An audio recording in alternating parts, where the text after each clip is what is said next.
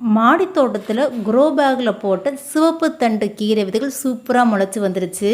மாடி தோட்டத்தில் கீரை வளர்க்குறது ரொம்ப ரொம்ப ஈஸி. ஒரு வருஷமாக இந்த க்ரோ பேக்கில் கீரை வளர்த்துக்கிட்டு வரேன்.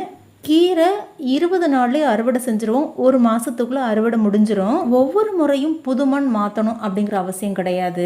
ஒவ்வொரு முறை விதை போடும்போதும் மேல் மண்ணை மட்டும் எடுத்த அந்த மண்ணுக்கு பதிலாக கொஞ்சம் புதுசாக செம்மண்ணும் மக்கிய மாட்டு எருவும் தேங்காய் நாரும் சேர்த்து போட்டுக்கிட்டு அதற்கு மேலே நாம் விதையை தூவினோன்னா மீண்டும் நமக்கு நல்லா ஃப்ரெஷ்ஷான கீரை முளைச்சி நல்லாவே அறுவடை கிடைக்கும்.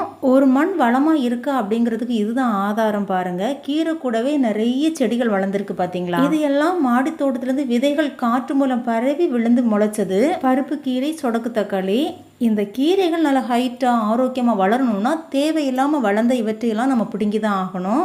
கீரையை எல்லாராலையும் ஈஸியாக வளர்க்க முடியும். முயற்சி செஞ்சு பாருங்கள்.